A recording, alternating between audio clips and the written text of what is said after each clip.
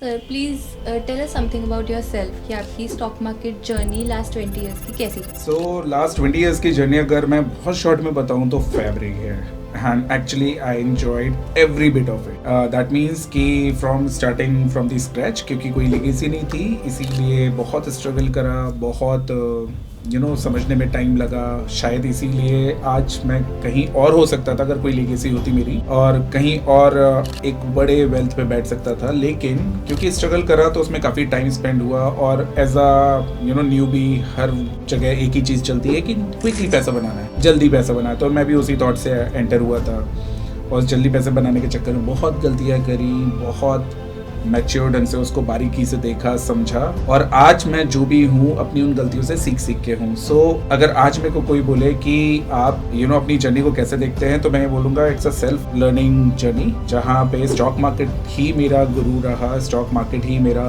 एक तरह से सब कुछ रहा, और स्टॉक मार्केट ने मेरे को सब कुछ सिखाया। But I am really blessed कि मेरे पास, मेरे साथ, मेरे माइंड में हमेशा स्टॉक मार्केट में आने का रहा शुरू से, और मैं इसी को आगे कंटिन्यू कर रहा हूँ, करूँगा, और हर किसी को बोलूँगा स्टॉक मार्केट में आना चाहिए। तो सर स्टॉक मार्केट में जैसे लोग आजकल बहुत इंक्विजिटिव हो रहे हैं कि स्टॉक मार्केट क्या है, स्टॉक मार्केट में एक्चुअली होता क्या है, तो आप न्यूबीज के लिए कैसे स्टॉक मार्केट को पोर्ट्रे करेंगे? स्टॉक मार्केट क्या होता है, और स्टॉक मार्केट में समाना भी चाहते हैं, तो उसका एक सिंपल सा मैं रीज़न समझता हूँ कि हर किसी को पैसा चाहिए, जल्दी पैसा चाहिए, राइट। मैं नहीं जानता, मैं नहीं समझता कि किसी का ये मन है कि स्टॉक मार्केट सिर्फ मज़े करने के लिए आना है, स्टॉक मार्केट सिर्फ इसलिए आना है क्योंकि बड़े बड़े इन्वेस्टर्स यहाँ पे बने हैं, बड़े लोगों ने बड़ा पैसा बनाया। नहीं, हर नया बंदा, चाहे वो जेनजी हो, जेन अल्फा हो, या कोई और भी हो, हर किसी को ये लगता है कि स्टॉक मार्केट में जल्दी पैसा बन सकता है, स्पेशली फ्रॉम दी ट्रेडिंग। इसीलिए हर कोई स्टॉक मार्केट में आना चाहता है। Matter of the fact is कि जल्दी पैसा कोई नहीं बना पाता स्टॉक मार्केट में। रीजन इज प्रीटी सिंपल, क्योंकि स्टॉक मार्केट दुनिया का सबसे डिफिकल्ट बिजनेस है सानिया, सबसे डिफिकल्ट बिजनेस। अगर कोई ये समझता है कि ये ऐसा है, बस अभी गए, पैसा डाला और पैसा बन गया, और किसी राहुल सरावगी के कहने पे पैसा लगा दिया, पैसा बन जाएगा, it is not going to happen. You have to learn, you have to dedicate your time towards the market, then you can expect कि मार्केट आपको रिवॉर्ड करना शुरू करे। बट ये वो है आग का दरिया, डूब के जाना है। सर जैसे आजकल काफ़ी there is a lot of rumour, या I don't know even if it's the truth, कि मार्केट बहुत डाउन चल रहा है, मार्केट में क्रैश आ रहा है, या क्रैश आ गया है, या क्रैश आने को है। तो what is the actual scenario अभी मार्केट में? चलिए आपसे मैं एक बात पूछता हूँ, क्योंकि I know you personally, you are a good investor, right. आप एक अच्छे ट्रेडर भी हो। What's your psychology right now? आपको लगता है मार्केट का क्रैश है? अगर मैं आपसे जनरली बात पूछूं, उसके बाद मैं अपना आंसर देता हूँ। मेरे लिए तो it's a good opportunity to buy, to Why is invest, it so? Because the markets are falling. Because the market is falling and your basic concept is very right. Yeah. Again मैं यही बात बोलूँगा कि ये जो market में situation चल रही है कोई नई नहीं है। जब से मार्केट का जन्म हुआ है, जब से मार्केट का बर्थ हुआ है, हर 3 4 5 साल में ऐसे झटके लगते हैं, और ये झटके उनके लिए हैं जो नए हैं, जो मार्केट को नहीं समझते। ये झटके उनके लिए नहीं हैं जो मार्केट को समझते हैं, ये उनके लिए अपॉर्चुनिटी है, राइट। तो हमेशा बिजनेस में एक सेंस बोला जाता है सानिया, दैट इज कि सस्ता खरीदो महंगा बेचो। और सस्ता कब चीज़ होगी? जब मार्केट ऊपर जाएगा? नहीं, मार्केट जब ऊपर जाएगी तब चीज़ें सस्ती नहीं होती, तब चीज़ें महंगी होती हैं, तब स्टॉक्स महंगे होते हैं। और अगर आप ये सोच रहे हो कि महंगा खरीदने के बाद आप मार्केट में पैसा बना लोगे, तो आई एम रियली सॉरी दोस्तों, ऐसा नहीं होता है। तो मेरा कंसेप्ट बिल्कुल क्लियर है, और उसी कंसेप्ट में मैं चलता हूँ कि if it is a bear market you should be happy. Matter of the fact मैं ये भी समझता हूँ कि जितने भी, अभी मैं लोगों की बात कर रहा था, जितने भी नए लोग आए हैं जो जल्दी पैसा बनाना चाहते हैं, उन्होंने बहुत पैसा खोया होगा इस लास्ट 3 4 5 महीनों में। लेकिन ये आपको एज अ लर्निंग लेना चाहिए दोस्तों। ये मैंने बहुत अपने लाइफ में लर्न करा था, 2 3 बेयर मार्केट देखने के बाद लर्न करा था। आपकी पहली लर्निंग है। So what I can suggest कि ये जो मार्केट चल रहा है, it's not a bear market. अभी तो बेयर मार्केट है भी नहीं, है तो नॉर्मल करेक्शन है। मार्केट इतने ऊपर जाएगा तो नीचे तो आएगा ही आएगा। हमने मैथमेटिकल कैलकुलेशन में मीन रिवर्जन्स पढ़े हुए थे, राइट। अगर किसी रबर बैंड को आप लंबा खींचोगे, छोड़ोगे, तो वो अपने नॉर्मल शेप में आ जाएगी, राइट। तो स्टॉक मार्केट ऐसे ही 2020 से लंबा खींच रहा था, कहीं ना कहीं तो उसको ड्रॉप आना था, और वो जब ड्रॉप आ रहा है, then it is the time when everyone should focus on making a good returns। करना क्या है? सिंपल सा काम है, अच्छी चीज खरीदनी है, अच्छे प्राइस पे खरीदनी है, और वो आपको बेयर मार्केट हमेशा देता है. But it is very sad to know, अभी तक मैं जितने लोगों से बात कर रहा हूँ, इतने छोटे से 12% का करेक्शन आया सानिया, सिर्फ 12% का करेक्शन मार्केट में, और लोगों की बैंड बजी पड़ी है. लोग डर चुके हैं, लोगों को लग रहा है कि ना जाने क्या हो जाएगा, और कहीं ये 12% करेक्शन 24% करेक्शन में आ गया. हर बार की तरह आई एम डैम श्योर आधा से ज्यादा लोगों को बीपी हो जाएगा, शुगर हो जाएगा, और ना जाने कितने लिटरली सुसाइड के बारे में सोचने लग जाएंगे, विच इज वेरी सैड. तो ये मार्केट अभी और गिरेगा, गिरने को है? अभी प्रेजेंट सिनेरियो क्या है मार्केट का? अच्छा, कोई अगर आपको ये बोल देना कि मार्केट बता सकता है एग्जैक्टली कहाँ तक जाएगा, तो वो आपको एक्चुअली फूल कर रहा है. मार्केट में कितना भी बड़ा कोई टेक्निकल एनालिस्ट क्यों ना हो, कितनी बड़ी कंपनी क्यों ना हो, चाहे वो मॉर्गन स्टैनले हो या उन जैसी बहुत सारी कंपनीज हैं जो रिपोर्ट्स निकालती हैं, नो वन एग्जैक्टली नोज कि मार्केट कहाँ तक जाके रुकने वाला है. It's a wild gas, right. जैसे अगर मैं अभी वाइल्ड गैस करना चाहूँ टेक्निकल उससे हटके, तो सिंपल सी बात है कि 18% नॉर्मल करेक्शंस होते हैं, 15 to 18%, 12%, 13% आ चुका है. तो अगर if it is a normal correction, then definitely more 5% we can see on the downside. If it is a typical correction, मैं बेयर मार्केट की बात नहीं कर रहा हूँ, उसके नीचे बेयर मार्केट शुरू होता है, उसके नीचे पैनिक स्टेज शुरू होती है. लेकिन इसमें एक बहुत अच्छी बात है, I do not know whether you have heard it और नॉट, बाकी लोगों ने सुना होगा कि नहीं सुना होगा, लेकिन एक बात बहुत फैक्ट है कि अगर आपने पी रेशियो के बारे में सुना है, तो मार्केट का जो पी है that is now below 18, and it says कि अगर आपका मार्केट का पी बिलो 18 है, तो market is in now normal condition. It is not overvalued. Now it is going undervalued condition, and when the P is under 18 or 15, अभी अगर market और गिर जाता है तो ऑफकोर्स ये 15 के आसपास भी आने की कोशिश करेगा. बिलीव करिए, एवरी एफआईज और every intelligent investor will come and buy. तो मार्केट अब पी वाइज तो नॉर्मलाइज है, मतलब नॉर्मल है, राइट. लेकिन सेंटिमेंटल वाइज इस वक्त बहुत नेगेटिव हो रखा है. अगर आप किसी को बोलोगे ना कि बॉस ये खरीद लो, तो लिटरली पहले तो वो आपको दौड़ा देगा या क्या करेगा, आई डू नॉट नो. लेकिन nobody is in the right mind shape right now. जैसे सर आजकल मार्केट में बहुत से ट्रेडर्स, इन्वेस्टर्स, एजुकेटर्स आ रहे हैं जो बोलते हैं कि ये एक स्कैनर है या ये एक टूल है जो आपको एक्चुअली बता सकता है कि अब मार्केट का नेक्स्ट मूव क्या है. या लोग कहते हैं ये exact date, exact time, this is like the exact entry जब आपको इस पर्टिकुलर स्टॉक में एंटर करना चाहिए. तो क्या ये एक्चुअली चीज़ें एग्जिस्ट करती हैं और is it just a scam या myth? Okay, it's a good question. आपको एक सिनेरियो समझना चाहिए, और मैं तो सबसे बोलूँगा सबको ये सिनेरियो समझना चाहिए. सोचिए, पीएमएस वालों को मालूम चल जाए, जो बड़े बड़े पीएमएस और म्यूचुअल फंड हाउसेस है, इनको मालूम चल जाए कि मार्केट में ऐसा कोई स्कैनर एग्जिस्ट करता है. सोचिए, ये तो मतलब रिटेल ट्रेडर के पास कितना पैसा होगा. चलिए मान लेते हैं 1 लाख, 2 लाख, 10 लाख, 1 करोड़, 2 करोड़, 5 करोड़, इससे ज़्यादा तो नहीं एक रिटेल ट्रेडर लेके बैठता है. म्यूचुअल फंड हाउसेस के पास 10, 15, 20, 30, 40, 50 करोड़ की एक AUM होती है. अब उस म्यूचुअल फंड हाउस को मालूम चल जाए कि कोई मार्केट में ऐसा स्कैनर है जो एग्जैक्ट डेट और एंट्री और आपको टाइम बता देगा कि इस टाइम पे इस डेट को इस स्टॉक में आपको एंट्री लेनी है. मतलब आपका वो सॉफ्टवेयर भगवान से कम नहीं हुआ. AUM वाले तो, म्यूचुअल फंड इंडस्ट्री वाले तो आपको करोड़ों, अरबों, खरबों रुपए दे देंगे उस एक छोटे से स्कैनर के लिए. अब आप अपना लॉजिकल यहाँ पे लॉजिक्स लगाइए और बताइए कि आपको लगता है कि म्यूचुअल फंड इंडस्ट्री इस बात के लिए वेट कर रही होगी कि कोई आएगा और हमें वो स्कैनर बेचेगा? नहीं, right. They are the people with lot of money, with lot of exposure to the foreign world, और जहाँ पे इंडिया जैसी जगह में जो छोटी मोटी चीजें चल रही हैं, किसके लिए चल रही हैं? ये उनके लिए चल रही हैं जो छोटी छोटी बातों में आ जाते हैं. So for me definitely it's a good सपनों वाला प्रोडक्ट. अगर हम बात करें कि किसी को अगर मेरे को सपने दिखा के ये चीज़ बेचनी है तो बिक जाएगी, और गलत बात भी नहीं, क्योंकि लोग सपने देखना चाहते हैं तो लोग सपने दिखा रहे हैं, लोग सपने बेच रहे हैं.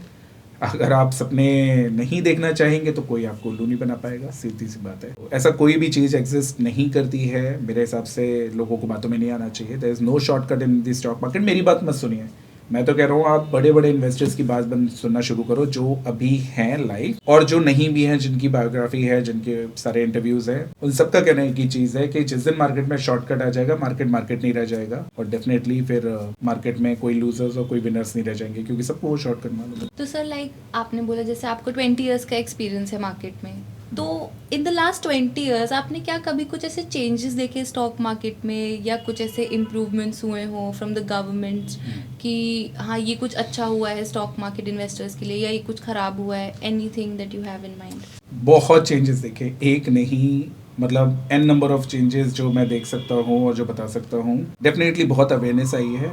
सेबी को मैं अप्रिशिएट करूँगा इस अवेयरनेस लाने के लिए लोगों को अवेयर करने का काम तो करा है, क्योंकि देखो क्या है सानिया, जब कोई चीज़ बड़ी होती है, जैसे स्टॉक मार्केट है, हैंडफुल ऑफ लोगों से शुरू हुआ था, फिर धीरे धीरे हर्षद मेहता के चक्कर में लोगों ने बहुत लोग एंटर किए, उसके बाद बहुत लोगों ने हाथ जलाए, फिर केतन बारिक आया, फिर 2008 क्राइसिस आया, सब आया। तो सिर्फ एक जो मेजर चेंज है जो वो मैंने देखा है कि पहले लोग सिर्फ बुल रन में आते थे इन्वेस्ट करने, राइट, लेकिन अब मैंने देखा है कि ये परसेंटेज काफी ज्यादा चेंज हुआ है। अब लोग बेयर मार्केट में भी आते हैं, लोग मार्केट समझते हैं, लोग मार्केट में टिकते हैं, लेकिन उसके साथ साथ लोगों ने अभी तक सपने देखना नहीं छोड़े। दैट मीन्स कि let's take example of option trading. मैं ऑप्शन ट्रेडिंग की बात करूं, so everyone knows it is the most difficult subject। मतलब मैथमेटिकल वाइज बोलेंगे तो हर किसी के लिए इसको समझ पाना मुश्किल नहीं, नामुमकिन होता है, राइट। लेकिन उसके बावजूद भी लोग जैसे बेयर मार्केट में इन्वेस्ट तो कर दिया, लेकिन उसके साथ वो ऑप्शन ट्रेडिंग में ट्रेड करना नहीं छोड़ते। बेसिकली ऑप्शन ट्रेडिंग बना किसके लिए था? ऑप्शन ट्रेडिंग बना था कि अगर आपने कैश मार्केट में लेट्स से 100 CR के रिलायंस खरीदे हैं, and if there is a risk of downside, you can manage that risk with the option trading और द फ्यूचर ट्रेडिंग।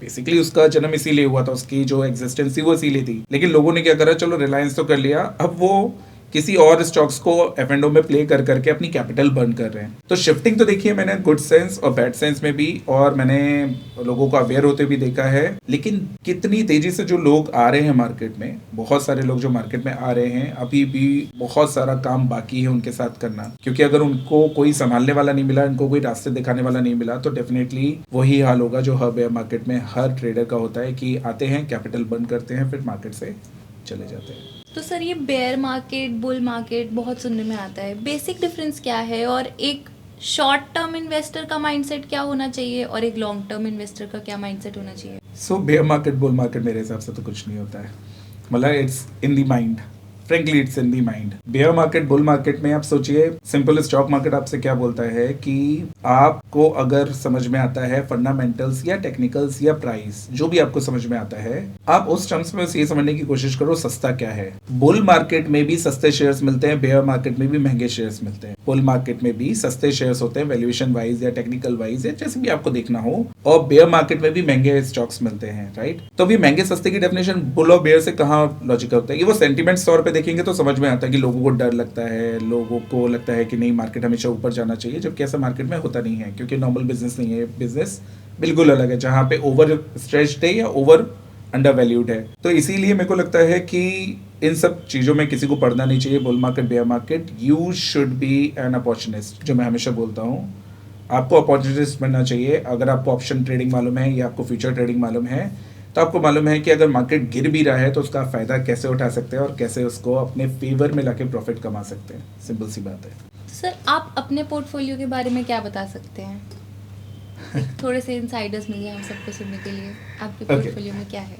तो सिंपल सी बात है, देखो मैं कितना भी मैच्योर हो जाऊं, या मैंने अभी तक जिनको भी सुना है जो मेरे आइडल रहे हैं मार्केट में, जिन्होंने बड़ा पैसा बनाया है और जो एक्चुअली अच्छा काम करते हैं, तो मेरे और उनके वर्ड्स एक जैसे हैं। चाहे मतलब कितने भी आप पुराने क्यों नहीं हो चुके, कितना भी एक्सपीरियंस क्यों नहीं हो चुका हो, गिरते हुए मार्केट में सबको लगता है डर। डर का मतलब ये नहीं कि हमें मार्केट से बाहर हो जाना, डर का मतलब है कि वो जो नोशनल फिगर होती है ना, वो नोशनल फिगर किसी को देखना पसंद नहीं होता है। जैसे अगर मेरा मान लेते हैं पोर्टफोलियो 10, 20, 30 करोड़ रुपए का है, अभी उसमें अगर 20% का भी डेंट आ गया, तो दैट मीन्स कि मेरे सामने मेरे 3, 4, 5 करोड़ रुपए जा रहे हैं। अब वो 5 करोड़ रुपए, 3 करोड़ रुपए देखने में ना बड़ा अजीब सा, सुनने में साउंड अजीब सा करता है, यार पैसे जा रहे हैं, तो ये देखने में किसी को पसंद नहीं, ना कि मेरे को पसंद है।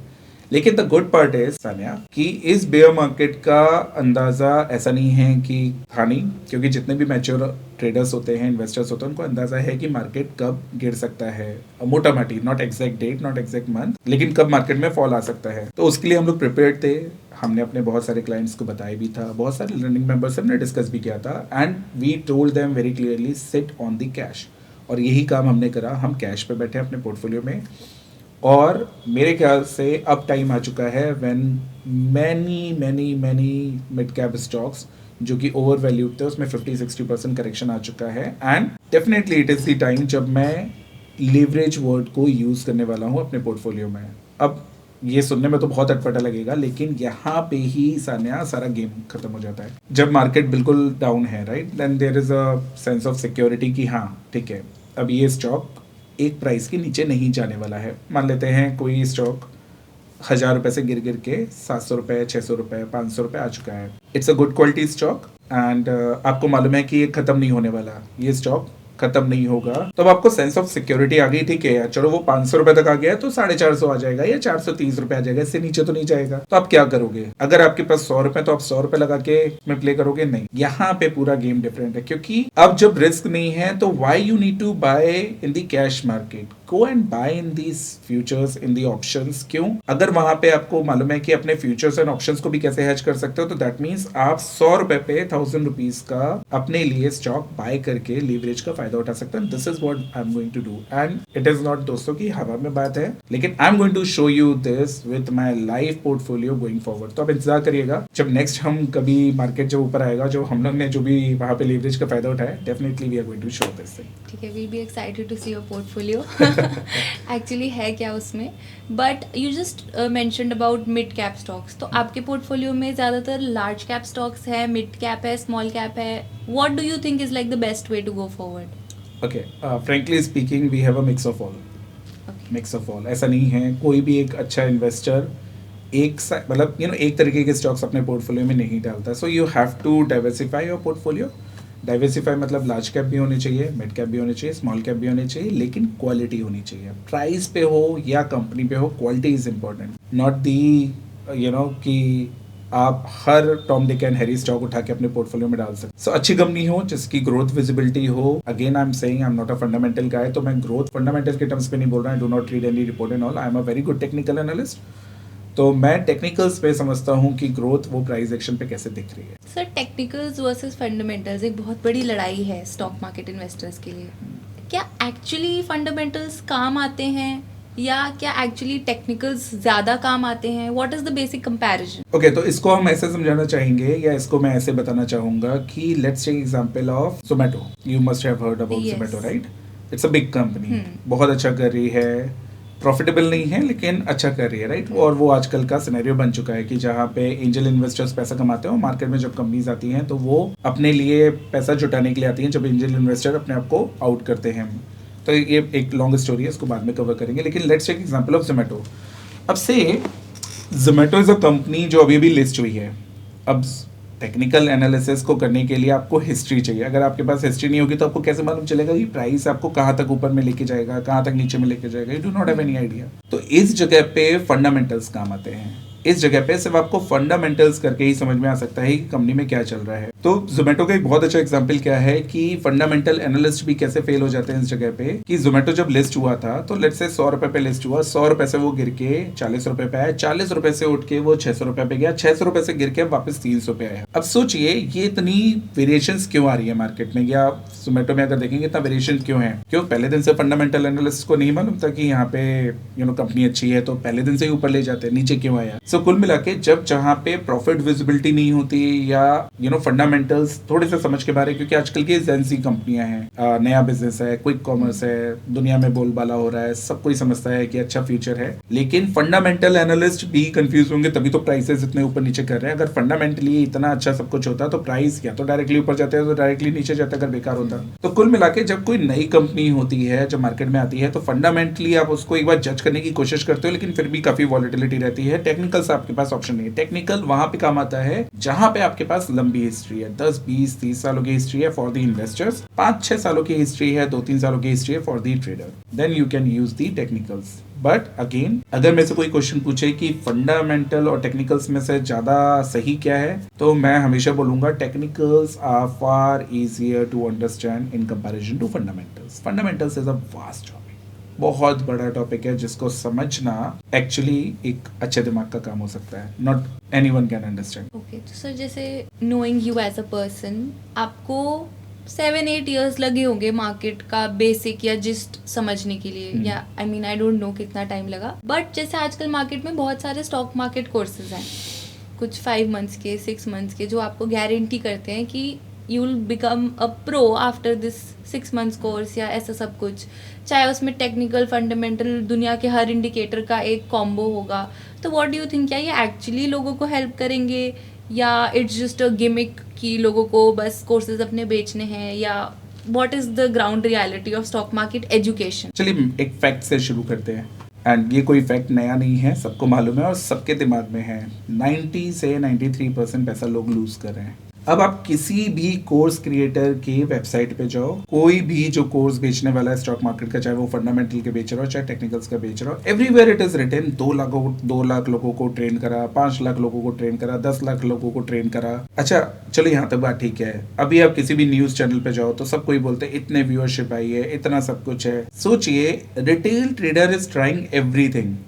वो कोर्सेज भी कर रहा है, वो न्यूज़ भी देख रहा है, वो रिपोर्ट्स भी पढ़ रहा है, वो टेक्निकल्स भी कर रहा है, वो फंडामेंटल्स भी कर रहा है, वो बड़े लोगों को भी सुन रहा है, वो फेंकने वालों को भी सुन रहा है, वो सब कुछ कर रहा है। उसके बाद भी 93% लोग पैसा खो रहे हैं। तो सबसे पहले कोर्स क्रिएटर से शुरू करते हैं कि कोर्स क्रिएटर अगर ये क्लेम कर रहे हैं that everyone, most of the learners जो उनके कोर्स को ले रहे हैं वो पैसा कमा रहे हैं, और हर कोर्स क्रिएटर ये बोल रहा है तो दैट मीन्स कि यहाँ पे कहीं ना कहीं तो कुछ ना कुछ लोचा है। व्हाट इज दैट कि हमेशा याद रखिएगा कि यहाँ पे जितने भी कोर्स क्रिएटर हैं सान्या, ये लोग क्या कर रहे हैं, ये लोग लोगों के इमोशंस का फायदा उठा रहे हैं। So let's take example of Surf Excel, जहाँ पे माँ को दिखाते हैं, बच्चे को दिखाते हैं और वो इमोशंस को कनेक्ट करने की कोशिश करते हैं, तो एवरीवन इज लाइक नहीं नहीं नहीं नहीं ये ठीक है, मतलब एडवर्टीजमेंट्स इमोशंस पे बनते हैं। तो ये जितने भी कोर्स क्रिएटर हैं व्हाट दे आर डूइंग, वो दिखा रहे हैं कि ये देखो ये मेरी सीक्रेट स्ट्रेटेजी है, ये मेरे पुराने क्लाइंट्स है, और इस सीक्रेट स्ट्रेटेजी को यूज करके पुराने क्लाइंट्स ने कितना पैसा कमाया है, राइट। और जब आप उनकी बातों में आ जाते हैं तो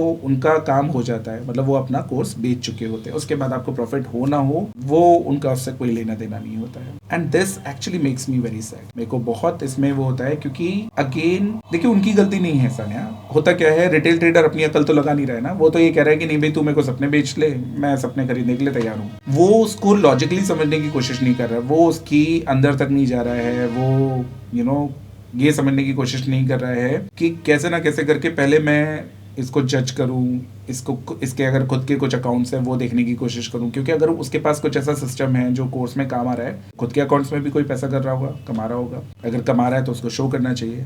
जैसे टेक एग्जांपल ऑफ मिसेस अस्मिता पटेल, बहुत रिसेंटली हाईली हाइप्ड टॉपिक था ये, और वहां पे हुआ क्या, 4 साल में 12 लाख रुपए कमाए, खुद ऑप्शन ट्रेडिंग करके 4 साल में 12 लाख रुपए कमाए, और हर किसी को सपना दिखाया गया कि with in 10 minutes you can gain like anything. तो जब अस्मिता पटेल इस लेवल पे कर सकती है तो सोचिए कितने बड़े बड़े कोर्स क्रिएटर हैं जो सेम काम कर रहे हैं, बस उनका एक्सपोज होना बाकी है। सो वेट एंड वॉच, सारी चीजें ठीक होती हैं, ये भी ठीक होगा, and people will understand with time कि एक अच्छे प्रोडक्ट में और एक खराब प्रोडक्ट में आपको जज करने की ताकत खुद में होनी चाहिए। और जब खराब प्रोडक्ट तभी जज होता है जब, जैसे सेबी आजकल बहुत अच्छा काम कर रही है। सो डेफिनेटली आने वाले टाइम में जितने भी ये कोर्स क्रिएटर हैं जो लोगों के लिए इमोशन से खेल रहे हैं, ये हर कोई एक्सपोज होगा मेरे हिसाब से। सर जैसे अभी आपने मेंशन करा कि 93 to 95% रिटेल ट्रेडर्स पैसा लूज करते हैं मार्केट में, बट स्टिल काफ़ी ज़्यादा लोग रिटेल ट्रेडिंग में ही जाते हैं। ऐसा क्यों?